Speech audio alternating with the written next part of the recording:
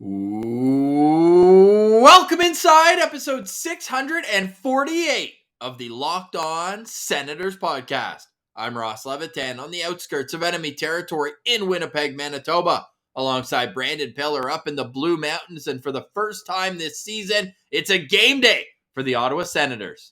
Ross, I am so fired up. We're getting back into our game day routine. We're going to take a look at the Buffalo Sabres lines. We're going to have your locked on players, your lookout players, and the vibes are through the roof. First game in a Sens jersey that matters for Claude Giroux, Alex DeBrincat. We'll get into some player predictions for the long term as well. Let's get into it. This is the Locked On Senators podcast. It's your team every day. Locked On Senators, your daily podcast on the Ottawa Senators. Part of the Locked On Podcast Network. Your team every day. Thank you for making Locked On Senators your first listen on this Thursday, October 13th. We are free and available on all platforms, including on YouTube, where the best way you can help the show grow is to like every video by clicking the thumbs up and commenting on today's video. Today's comment, it's easy. Where are your vibe levels at? Are you confident? Are you cautiously optimistic? How are you feeling heading in to today's game and this season as a whole? Of course, we want you to subscribe to the Locked On Senators channel as well and hit that bell, and you'll be notified when a new video goes live, which will come in handy tonight, Pillsy, because the postcast returns. The postcast is back. We're fired up. Ross, I haven't had this much excitement and anticipation for an Ottawa Senators regular season opener in years. I mean, finally, it feels like game one of 82 has a lot of weight to it. Like, the Senators need to get off to a much better start than they have the past few seasons, and they're poised to do that. The boys are ready. They know what's at stake. They know the pressure. They know where their team is. They understand the new additions have really changed what the expectations are. The fans know it. And I couldn't think of a better matchup to start than the Buffalo Sabres, because I think the Buffalo Sabres are where the Sens were a little while ago, but now they're above that. Let's make sure right off the hop on the road, you can get a good start up against a team like Buffalo. It's the two youngest teams in the National Hockey League going head to head. And the Sabres are the youngest team, and they have the oldest player in Craig Anderson. I wonder if he'll be a net. We do know all of the other intricacies of the Buffalo Sabres lineup. We'll get to our lookout player and those lines a little later on. There are some players I really like on Buffalo, and I'm excited to see play tonight. But we say that the Sens are back. The postcast is back. Pillsy, everybody's asking, is Pillsy's parlay of the day back as well? Pillsy's parlay of the day is back, and I have a can't lose parlay. We're going to start off with a big W. Okay, we'll get to that later on in the show, but what is your number one storyline for the Ottawa Senators heading into tonight? I think, I don't want to give away my locked on player, but it's hard to avoid. I think it's going to be Jake Sanderson. Like, that, you've had the training camp, you've had preseason. This is it. Welcome to the NHL, Jake Sanderson. Like, now we get to see, all right, can you handle a top four role? Now, are expectations that high right away? Maybe not, yes. But are you, for some people, but are you going to be able to transition into that? And let's see how things start off. Again, I think this is a perfect matchup for a guy like Jake Sanderson, because there's some players across the ice that are in similar situations to Jake Sanderson, also beginning their NHL careers. So, well, Owen Power at least got a few games at the end of last season. Sanderson would have, but with the injury, it didn't manufacture itself. So I said off the top, DeBrincat, Giroux, their first NHL games with Ottawa that matter. If we had this conversation in May about what was coming, like, it would have been all Jake Sanderson all the time. And now it almost seems like he's an accessory to all the other new additions that this team's made. Yeah, and that is a very nice thing for Jake Sanderson to have. It takes a little bit of the pressure off, knowing the offense has many more veteran, proven weapons added to it. But I still think Pierre Dorion, we all know he's out there hunting for some reinforcements on D, but they're not here yet. So Jake Sanderson essentially is the reinforcement, because he wasn't here last year, like you mentioned. So it's going to be very interesting to see how he begins his NHL career.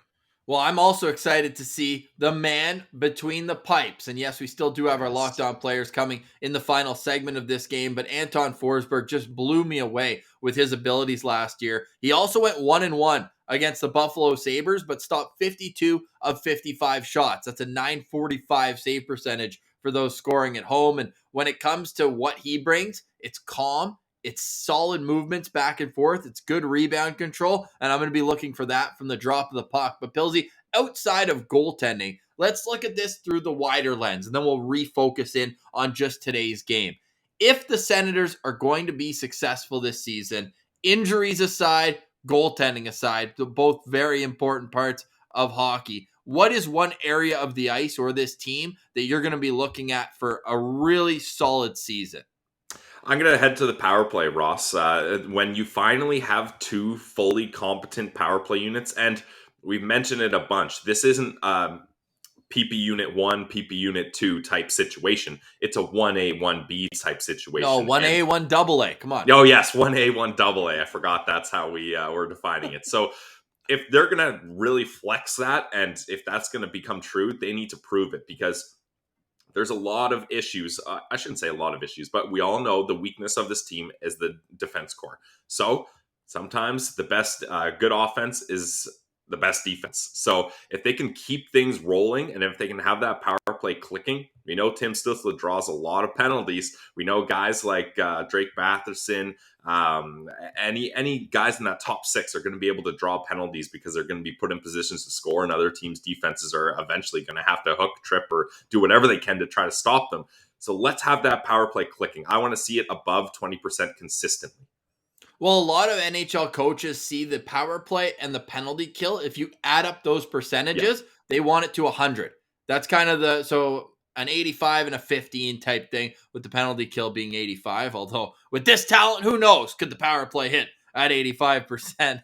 I say tongue in cheek, but DJ Smith had higher hopes in that Ottawa Senators centric 32 Thoughts episode from Elliot Friedman and Jeff Merrick. Awesome. It was 105 that he said, or was it 110? I think it was 105, because it was above 100. Yeah.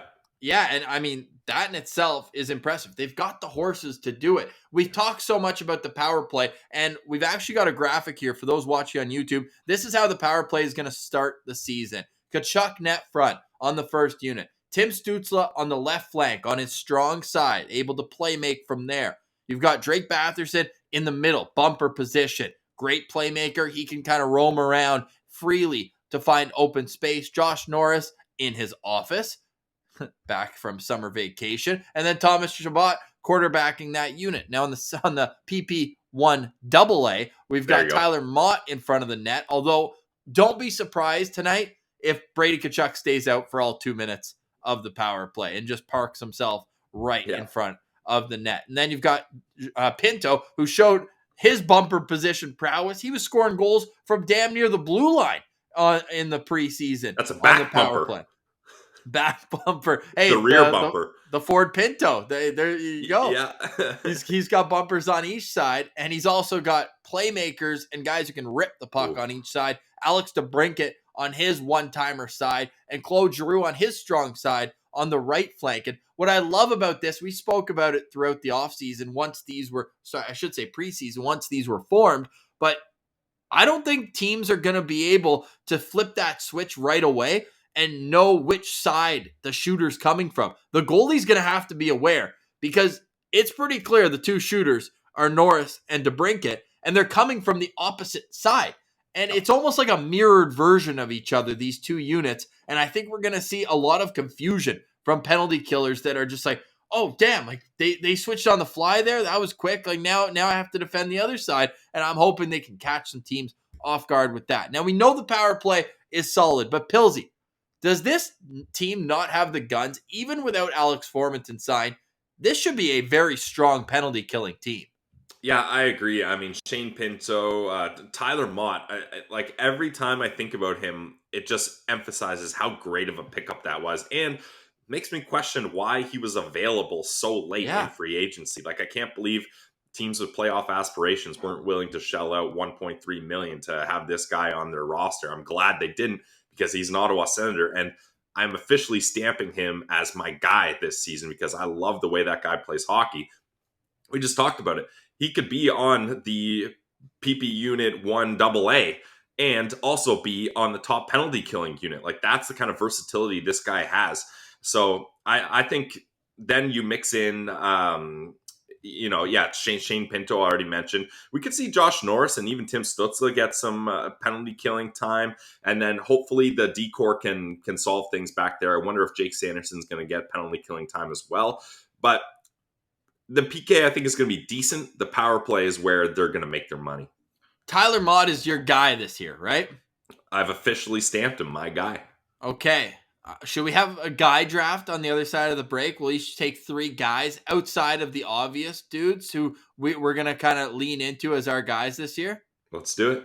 All right, Pillsy, why don't you say a quick word from one of our favorite sponsors? And I also want to tease the Sens fans are going to be pretty excited at who was in the starters net for the Buffalo Sabres at their morning skate. Ooh, Ross, if I had to select my guy for online sports wagering, my guy would be betonline.net. It's the trusted online sportsbook of the Locked On Podcast Network for a good reason. Find all the latest player developments, team matchups, news, podcasts, and in-depth article and analysis on every single game you can find. And as always, BetOnline remains your continued source for all your sports wagering information, live betting, up-to-the-minute scores for every sport out there.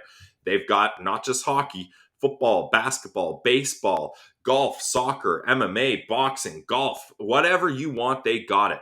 Head to betonline.net or use your mobile device to learn more. And Ross, I've got a Pillsy's parlay. Should I hit that now or are we going to touch on that a little later? No, hit on the parlay right now. Give the people some winners. I need winners. Winners after my Blue Jays just cleared out my BetOnline account. So, Ross, for my strategy, I'm not going to be betting on any Toronto-based sports teams. That's something I'm going to avoid. So, I've got a can't-lose, must-win parlay here. It consists of the Ottawa Senators money line at minus 115. So, road favorites to start off. But I like those odds. And then the Pittsburgh Penguins up against the Arizona Coyotes. I'm just playing it safe. I thought about dipping my toes into the puck line, but we're going to play it safe to start off. Get a first W, start things off easy. The money line is at minus 371.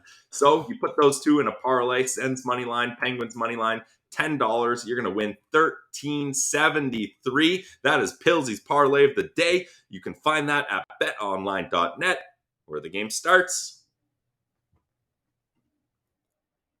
All right, Pillsy, it's game day for the Ottawa Senators taking on the Buffalo Sabres. The Sens were 2-1 against Buffalo last year with a 5-0 victory on home ice where Tyler Ennis was able to get the hat trick in that game. Remember that one? It was overshadowed, obviously, by the gong show that was Aaron Dell and him taking out Drake Batherson in that game. But the other win had Craig Anderson in the net, and it looks like Anderson's going to start tonight. We're going to get into the lineups, get into the Senators as well, but as we do on this show, we want to give some more love to another one of our favorite sponsors. It's Shawarma Palace. Who else would it be other than the Palace? Shawarma Palace has everything you need for a healthy and fulfilling meal. Yes, I didn't say filling, fulfilling. You literally leave there feeling elevated than when you went in. They have 9 Ottawa locations, from Carleton's University Food Court. Are you kidding me? You lucky kids at Carleton being able to munch that every single lunch hour. I would be there bright and early, right at opening each time. They've got one in Orleans. The classic one, though, everybody has to respect the OG location on Rideau Street. That's where you'll find me more times than not when I'm in Ottawa. Although the Bank Street location is pretty convenient as well, right by Gladstone, right in the heart of Centertown, right by Baseball Town, as everyone knows as the big landmark down in Centertown. But go to any Shawarma Palace and you're guaranteed to have the best tasting shawarma meal that you've ever had. I'm talking about in Lebanon. I'm talking about in anywhere in the entire world. Nothing, for my money, beats Shawarma Palace. And Pillsy, the best part as well is if you don't want to actually get off your butt, it's a game day for the Sens, you're fired up, you're doing all your chores, you can use any one of your favorite delivery apps. and you can get it delivered right to your door. So there's no excuse not to have a Shawarma Palace on a game day for the Ottawa Senators. I can't wait to be in Ottawa again next week for the home opener. You already know that on home opener day, we're going to Shawarma Palace for lunch because it gives you that great base with the garlic potatoes, with the great fresh chicken, freshly shaved off the rotisserie, and extra turnip to extra garlic sauce on there as well. Our friends at Shawarma Palace are your one-stop shop for everything you need for lunch, dinner, after the bar snacks. It's Shawarma Palace. You're among family at Shawarma Palace. All right, Pillsy, I'm going to leave their logo up because Shawarma Palace is the OG local sponsor. And if you want to be a part of the Locked On family, you can let us know. There's a YouTube contact email and shoot us a message because we'd love to give your business the shine it deserves in the Ottawa area. Just one more quick note. The merch store is live, Pillsy. We've been getting a lot of great reviews for that. Yeah, I'm fired up that the merch store is live. I mean, it's so humbling to have so many people so excited, and this is just the beginning. Like, you may be on there and be like, "Oh man, there's so many options. You got all sizes, you got different colors, you got logos, big, small, in the center, you got the writing." That's just the beginning. We got so much more we're going to drop. So get your first wave of Sens Central merch and get ready for more, because this is a new season and a new era of the Locked On Senators podcast. And feedback is always welcome. I've seen some people want hats, coffee mugs. I'm representing Brian 5 or 6 this morning in honor of a Sens game day, but we're going to get some Sens Central mugs going, hats, you name it. We'll make it happen with our friends at Gator as well. They're powering our website this fine afternoon. There's no better time than now to go get your Sens Central merch than on a game day. And I mentioned Craig Anderson in the starters net for the Buffalo Sabres, Pillsy. He's faced the Sens once since leaving in 2020 with the pandemic forcing him out, and it was a 3-1 loss. Now, Brady Tkachuk got an empty netter in that game. He played well, but when you allow a goal to Zach Sanford and Austin Watson, ew. Yeah, I mean, Zach Sanford, I'm glad that those days are over. But hey, I'm excited to see Craig Anderson back in action. Obviously, with my parlay and the opening game for your Ottawa Senators, I hope he doesn't do too well, where we still love the guy, but when it's up against the Sens, he's in trouble. Only 9 of the 19 skaters from that game are in Ottawa's opening night lineup. That's how much turnover there's been, Pillsy, since the middle of last season. This game I'm talking about was February 17th. Like, it's not even that long ago. Yeah, it's not even that long ago. And this team has completely changed. Now, of course, Formanton played in that game. He's unsigned right now, but there's that much turnover. Like, you're looking at a team that Adam Gaudette, Josh Brown, Tyler Ennis, and I'm even not counting Nikita Zaitsev, who's expected to be a healthy scratch tonight. We'll get to the Sens lineups, but should we get to the Sabres? We already mentioned their goalie. Yep, let's do it. I like the young talent on this team, Pillsy. There's a lot of it. Do you want to run through their lines? Yeah, so we got Skinner with Thompson and Olofsson, top line. Quinn, Middlestat, and Tuck. Krebs, Cousins, Paterka. Gergensons, Asplund, Ozo. Now for the decor, Dahlin with Samuelson. Power, Yokiharu. Bryson, Labushkin. And Anderson will be starting tonight with Comrie as the backup. There's a 20-way tie for the top scorer of this team with 0 points. I say tongue-in-cheek. But who are you looking out for on this roster? A lot of young talent, from Jack Quinn, a good local boy for Ottawa, to Krebs and Tuck, the return for Jack Eichel. And, I mean, how can you not want to see the $70 million man, Tage Thompson, as their number one center? Ironically, Ross, yes, the young talent is the big part of this team, but I'm going to be looking out for Jeff Skinner. This is a guy that he got to Buffalo. He scored 40 goals, and then he got a massive, massive contract, and he fell off an absolute cliff. But I believe the Jack Eichel dark cloud was really hanging over. Like, Skinner's a guy that I think he needs good vibes. Like, I think the vibes were down. He wasn't feeling it.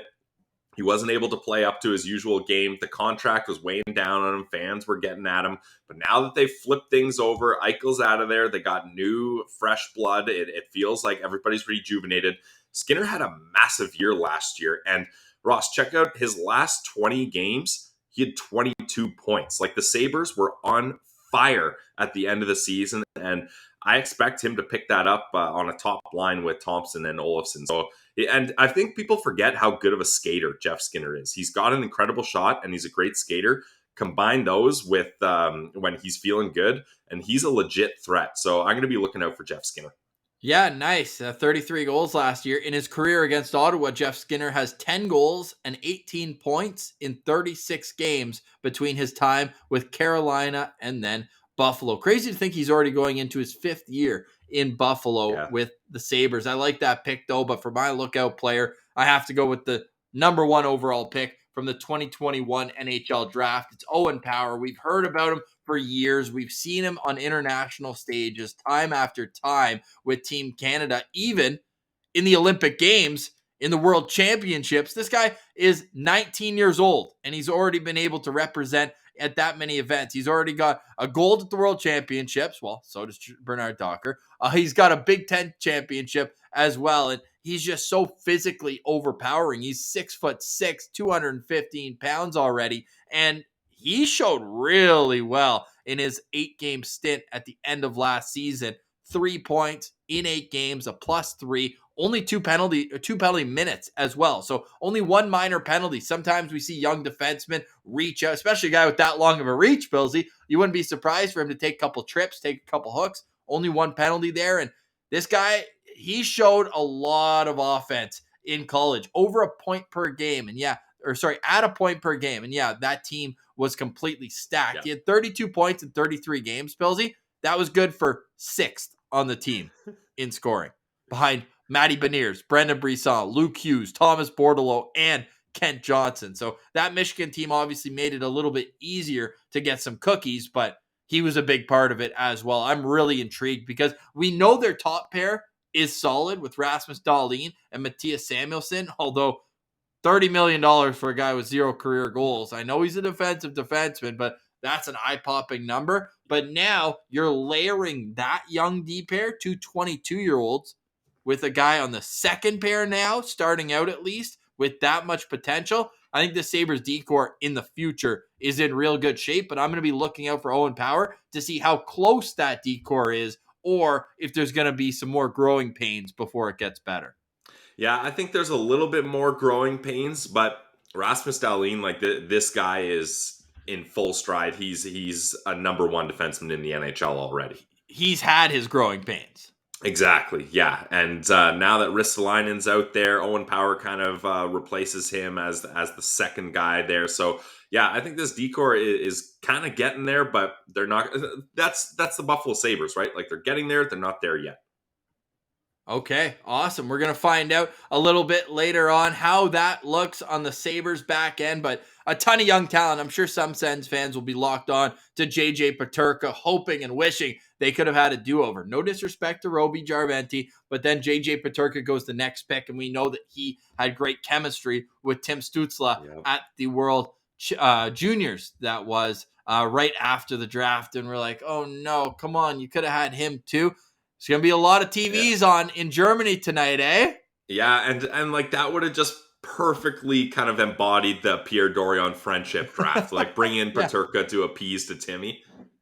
And I mean, he's an incredible player. It's not even just like throwing a pick away. Like, I'm pretty sure he was one of, if not the top rookie in the AHL last year. Like, he absolutely lit it up for Rochester. Well, his teammate won AHL Rookie of the Year, Jack Quinn. We're going to see him in this game as well. So a pair of AHL Rookie of the Year recent award winners in this game with Josh Norris on the Sens side. What do you say we take another quick break and then get into the Ottawa Senators angle of tonight's game against the Buffalo Sabres? It's 7 o'clock puck drop, right? Eastern? Yep. I can't wait the extra half hour. Good. 7 o'clock puck drop tonight. Woo! In Buffalo. The Ottawa Senators taking on the Buffalo Sabres. Stick with us. We've got a full preview from the Sens, including our Locked On players, coming up right after a quick word from some of our favorite sponsors. All right, you are listening to the Locked On Senators podcast, your home for Ottawa Senators content Monday through Friday right here on YouTube and available on all audio podcast platforms. You can Follow the show on Twitter as well at Sens Central. You can follow the show on Instagram, lockedon.senators, and be a friend, tell a friend. We'd love to spread the word and let everyone know where they can get all of the interviews, postcasts, immediate reaction. Pillsy, it's your one-stop shop for all things Ottawa Senators. Yeah, Ross, at Sens Central, all the content we've pumped out since the last Ottawa Senators game. And it, like, when we're going through it, it just seems like this is our normal grind. But when you put it all together and put those numbers, like, there was no off in the off season for us, but we're back to the regular season, and I couldn't be happier. I'm so fired up. It feels so good to do other teams' lines, look out players, like to get back into the swing of things. The postcast is just lurking over the corner. We're gonna have so much fun. Hockey's back. Have we said that? I don't think we said that this episode. No, but hockey is back. Like I mentioned yesterday. Why? Because Matt Murray let in 4 over his glove? Yeah, like I finished work early and I was like, nice, I'm going to watch hockey all night. I got home, sat on the couch, put on Leafs versus Habs, and I was like, this would be so much cooler if it was the Sens playing. Like, this is like, I'm happy hockey's back, and like, it's great to watch the Leafs choke a game in the final minute, as they always do to a terrible Montreal Canadiens team.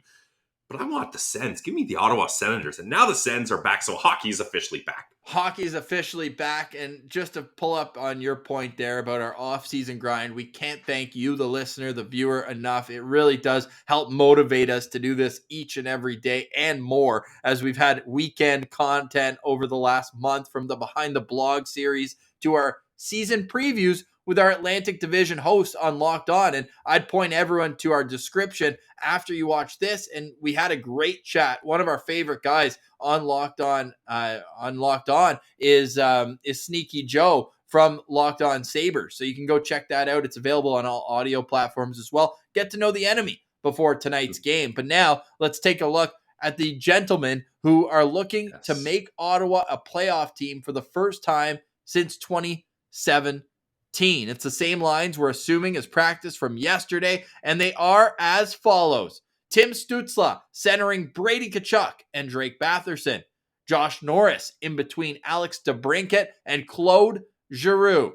Shane Pinto is between Tyler Mott and Mathieu Joseph, and Mark Kastelik is centering Parker Kelly and Austin Watson.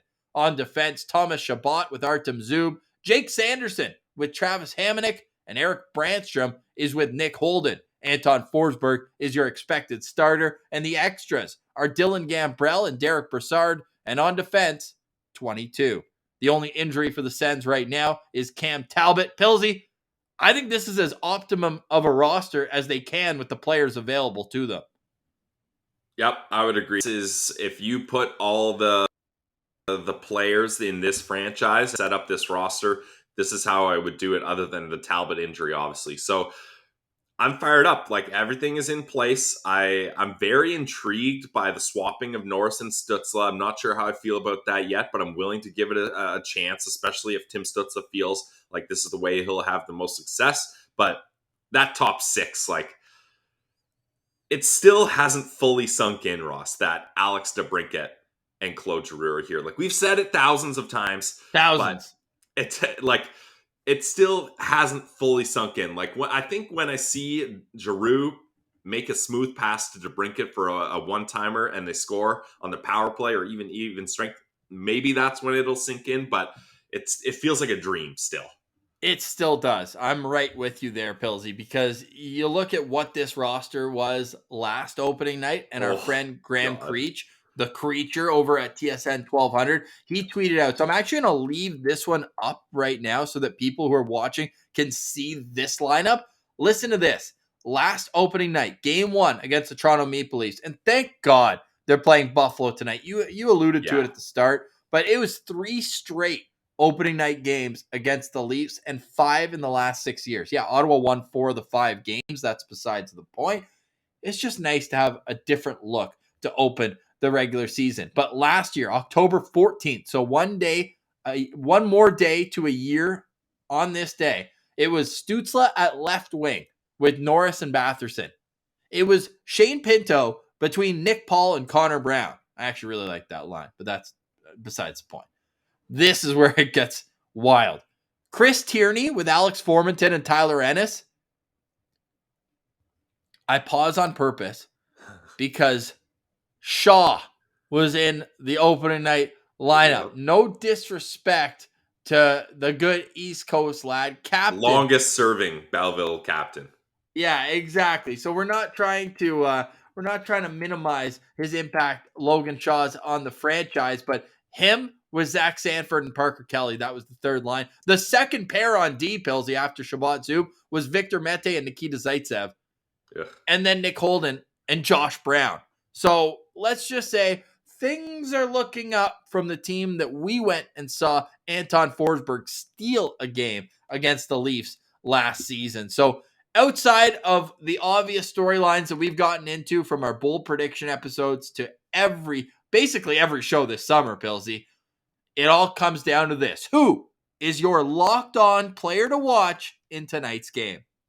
Well, I alluded to it a little bit earlier in the first segment, but I'm sticking with it. It's Jake Sanderson, like the fifth overall pick. Timmy's already from the same draft, third overall. He's already got a couple seasons under his belt. Already has 130 NHL games. Yeah, so it is time that Jake Sanderson's here. I fully agree and respect his decision to stay. I think it was the right choice, and obviously we would have hoped that those injuries wouldn't have happened, but he got a lot of valuable experience. He got some good development, as we know. Nodak, great defensive-minded coach in Brad Berry, so nothing wrong with that. But now let's see what you can do. And I think there's a lot of pressure on Travis Hamonic too, just by association, because he's going to have to be the veteran guy that helps navigate Sanderson into a pro career. So my locked-on player is going to be number 85, Jake Sanderson.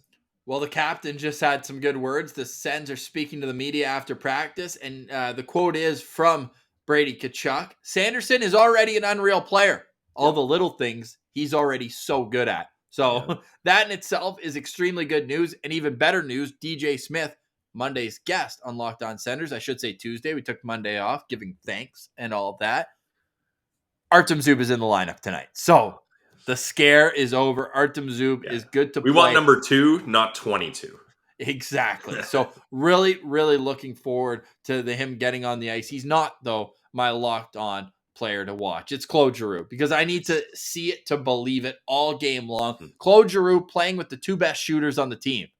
Claude Giroux by far has the most career assists on this team. He's arguably still the best playmaker on this team, and I can't wait to see how he reads and reacts off of these two guys. Like on the cycle, he's going to have so many options if he gets the puck down low. You just hope that DeBrincat and Norris, and I don't know if this is a Levy lock. I don't even know if it's that crazy to say. One of Norris or DeBrincat are scoring a goal tonight. If not both. If not both. And I'll go a step further and say Claude Giroux's assisting on every goal that those two score, as long as it's not on the power play, with Norris obviously being on the other unit. Yeah. But anything DeBrincat gets tonight, Giroux's going to be in the middle of it. That's my prediction. Yeah, I would agree. And Ross, you're giving a lot of credit, as you should, to shooters in Norris and DeBrincat and Giroux being able to set them up. But don't take away from Giroux himself. That guy can still put the puck in the back of the net too. If the Buffalo Sabres decide to cheat and cover Norris and DeBrincat really heavy, sure, give Claude that open lane. Give him that opportunity, because I have faith in him to get the job done just on his own as well. Yes, and his career against the Buffalo Sabres, 48 points in 49 career games, shooting 14% against them as well. You mentioned that he can shoot the puck. He's also at 294 career goals, Pillsy, 6 away from the 300 goal milestone. But we also know that he's 77 points away from 1,000 in his NHL career. I'm going to be locked on Claude Giroux tonight. I'm also going to be curious to see how many faceoffs he takes, because we spoke so much about how he's going to take faceoffs for Timmy, and now he's not even on his line. So, I mean, Brady's a good faceoff guy for a winger. Maybe he'll take some, but the lefty with that, whereas Giroux is a righty, it made sense. He would have taken everything on the right side of the ice. But I'm curious to see how many faceoffs Claude Giroux ends up with tonight and how they utilize the faceoff circle, although I know you're our resident faceoff guru. Yes, I do love me some faceoff stats, especially Ross, when What are we doing? We forgot one of our key parts to every game day. Keys to victory. Whoa. That leads perfectly into my keys to victory is... Yeah, perfect lead-in. We're a little late on it, but that's okay. Actually, no, this is exactly when we want to do keys to victory. My Right on key to time. victory is, this is going to shock you, spoiler alert, Score more goals than the other face-offs. team? No, face-offs, Ross, because look at the center depth for... Can you pull up the Buffalo Sabres lines just quickly here? Yeah, give me a moment. The center depth for the Buffalo Sabres is very, very young. You're looking at Tage Thompson, Casey Middlestat, Dylan Cousins, and Rasmus Asplund. So none of these guys are established veterans. Now, the same could be said if you flip it over to the Sens, right? In Norris, Stützle, Pinto, and Kastlik. But I would say I like the face-off matchup, especially because, as you mentioned, you get guys like Brady Tkachuk, Claude Giroux that can step in and win face-offs as well. So I want to see the Sens win those faceoffs so they can start every play with the puck on their sticks and have the Buffalo Sabres playing catch up here.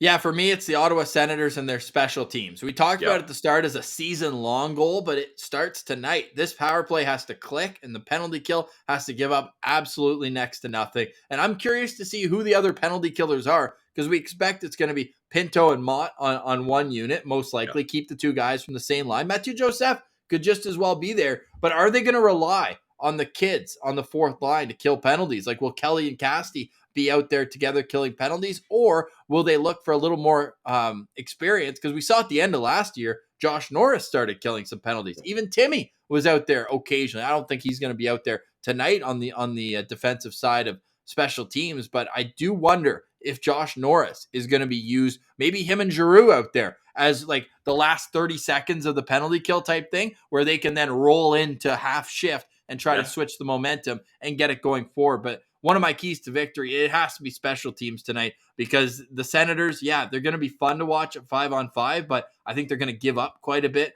as well, especially down low off the cycle. But I am very excited for this special teams unit to start as well. Pillsy, we also said we're going to draft our guys. So do you want to go with Tyler Mott first?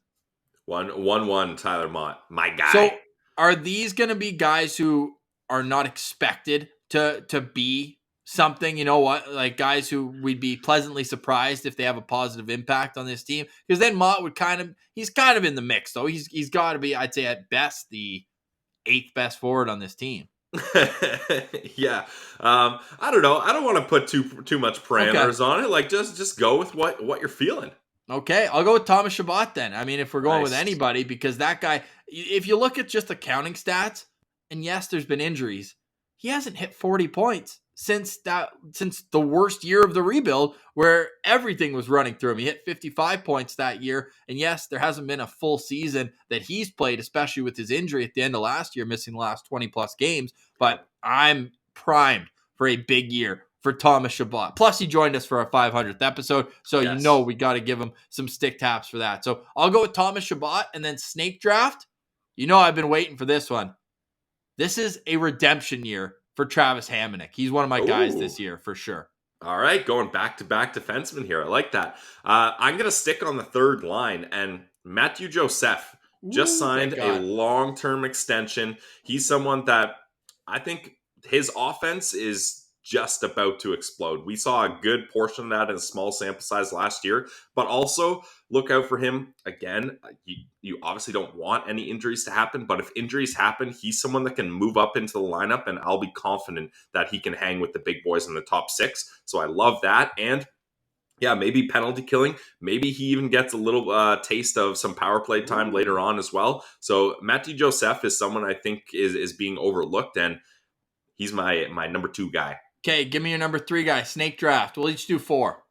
All right. I was going to go with another kind of bottom 6 guy, but since you went Thomas Chabot, I got to take a top guy, and I'm going with Tim Stützle. I mean, this guy's going to have a breakout year. I think he's going to lead the team in points. I think once he figures out how to improve in the faceoff dot with having Claude Giroux there, that helps. Tim Stützle, that's my guy. I started the umlaut movement, Ross. Yes, so you did. I got to hang with my fellow German countrymen. 100%. And I'm a good Ottawa boy, so I got to go with Claude Giroux coming in here as my number 3 guy to join Thomas Chabot, Travis Hamonic, and we got Claude Giroux. What else can I say about him that I haven't already? Like, this guy, he just changes the perception of this team going forward. And then to wrap it up, Pillsy, I got his college jersey hanging in my damn closet. I got to go with Shane Pinto here. My dark horse still at plus 2,000 odds on BetOnline to win the Calder. This guy's he's just a scorer. Yeah, that's what he's going to do. He's going to play responsible defensively. He's a big dude, and I think that's going to help him this year turn the page on his poor face-off numbers at the NHL level. I don't think he's going to be back to his 65% college days, but I think he's going to be hovering around 50 at the NHL level, and that's going to be huge for a team where we've seen them chip and chase for so many years. Yeah. I need more puck possession. You talk about face-offs, that's one way to get it, but smarter ways of holding on to pucks, and I think we're going to see that through these top 9, at least on offense. All right, well, if you're taking 4 guys, then I'm also going to... Oh, okay, then I'm taking another guy. You talk about a big, strong dude, and the number 4, fourth line center, I'm going Mark Kastelik. Okay. I mean, strongest player in the entire organization. Ooh, Casty. Casty. He's got great face-off numbers as well. You guys know I love that. And this guy is the perfect fourth line center. He's big. He's going to make life on opponents really difficult. And he can score the occasional goal here as well. And him and Parker Kelly as a duo is deadly. And then having Austin Watson, the savvy vet that lives and breathes grinder fourth line hockey as a mentor. He was a shooter last spring. What was it? Like 6 goals in his last 15 games or something? Yeah, he did pop off at the end of the season. So he's going to get the offense clicking on that line as well. Well, what I like about his offense is how many of his goals, I believe we looked this up throughout the summer. I want to say he had 7 game opening goals, like first goal of the game. And that's what you want. You want your fourth line to create momentum, whether it's through a big hit, a fight, a forechecking shift, or how about a goal? And this is no disrespect to Alex DeBrincat, Josh Norris, Drake Batherson, Brady Tkachuk. They're all dudes, but we need our own guys, and we want to give some shine to some guys who are at the bottom of the lineup, and that's why I had Hamonic in my mix, and you got Casty on yours. But hey, the third line, that's our line, I guess, that because we got all 3 of those guys. You mentioned Tim Stützle. You have him leading this team in points. Yes, I'm sir. between Brady Tkachuk and Alex DeBrincat. For me, I think DeBrincat leads the team in goals with between 38 to 45, I would say, is a fair estimate for me with Alex DeBrincat. So you said points, though, for Timmy, right? Points. Yes, points. All right. Well, hey, the road starts tonight, and I think we've had all the hype throughout this episode. I think we got to finish off by saying cautious optimism is the name of the game. There are still some holes on this team. There's still a really tough division in the Atlantic. So what to you would be worst case scenario? I mean, worst case scenario is this team is not in it come trade deadline. And I think the only way that happens is injuries. Like, I think if this team stays healthy, they're going to at least be in it by trade deadline, because we can't have another year of being a seller at the deadline. That just can't happen. So I would say that's worst case scenario. Okay. For me, I'm just going to say 4 wins in their first 20 games. That's what we saw in back-to-back years. To me, worst case is 4 wins. Even 6 wins in their first 20 games ain't going to cut it. It's got to be less than 10 losses. Let's put it that way. Agreed. If they're around 500, but they've got a few loser points in there, I'll live. But these guys need to get off to a good start. And our Tuesday guest, DJ Smith, is ready for the challenge. You heard him say it, and you can go back and listen to our full interview with him on Tuesday. Pierre Dorion was on the show last month, and we are fired up for the postcast. So stay tuned after the game on our YouTube channel. We'll have the link up to the screen about 5 minutes after the final whistle, and then we'll go live about 10 minutes after, and we'll explain the new look postcast this season. Pillsy, any final thoughts on our first of hopefully more than 82 game days this year for the Ottawa Senators? Ross, I got a scrambly brain. We just went through everything, but there's only one thought in my brain. It consists of 3 words. Go Sens. Sens. Go! This is it. It's the regular season up against the Buffalo Sabres. You said cautiously optimistic, Ross, but I'm just going to let the vibes and optimism flow through. There's no caution today. Not for the start of this season. full optimism, full vibes. Your Ottawa Senators are back. Hockey is back. Get excited. Should we let Brady Tkachuk or Nick Holden take us into this game day? You got to let the captain lead his team, Ross. You got to let the captain do it. All right, let's hear from Brady Tkachuk.